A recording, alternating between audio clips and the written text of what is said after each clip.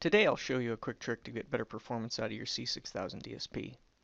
If you are new to C6000 DSP programming, or you're just starting out to tune your DSP code, this video may help. There are 8 functional units on the C6000 DSP, and keeping as many of the functional units busy at one time will get you better performance. But how do you know if the compiler has generated code to keep as many of these units busy as possible? A part of answering that question is knowing how to look at the software pipeline feedback information that is listed in the assembly files that the compiler generates. So let's back up a minute and start with software pipelining. Software pipelining is a compiler optimization that helps the compiler keep as many of those functional units busy as possible. It tries to overlap successive iterations of a loop. For more information on software pipelining, check out the link in the description below.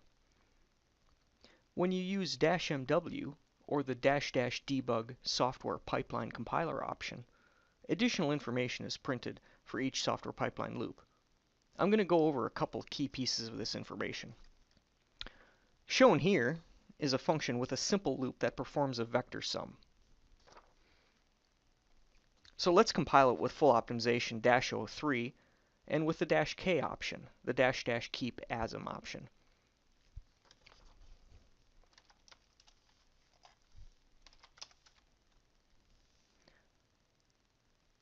Now let's bring up the assembly code and scroll down to the software pipeline loop information comment block.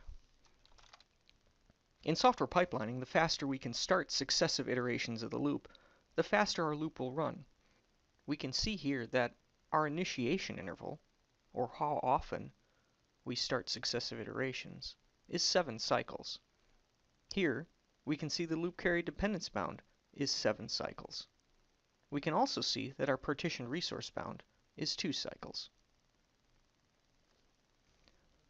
The maximum of the loop carry dependence bound and the partitioned resource bound says what the minimum number of cycles needs to be between starting successive iterations of the loop.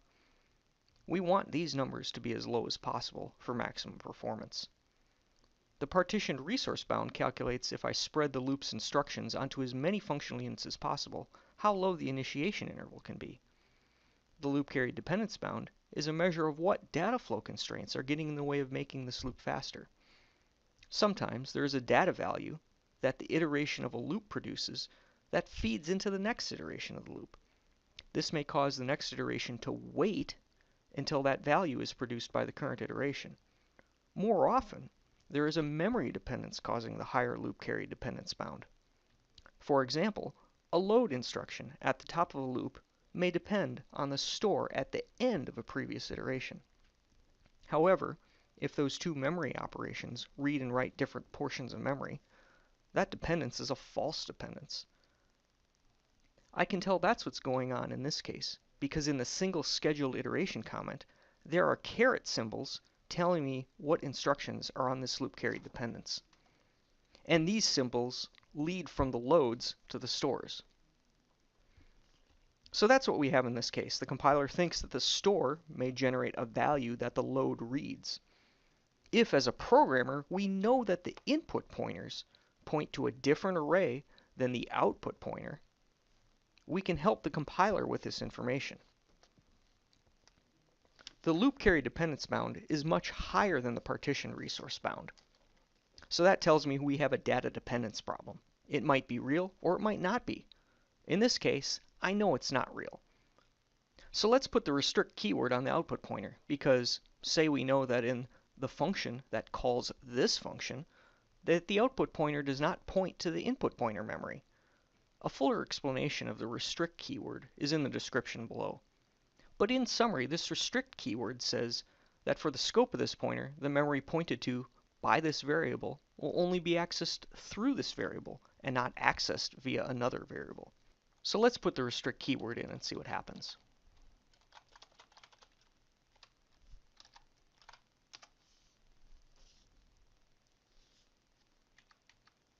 So let's compile our code again.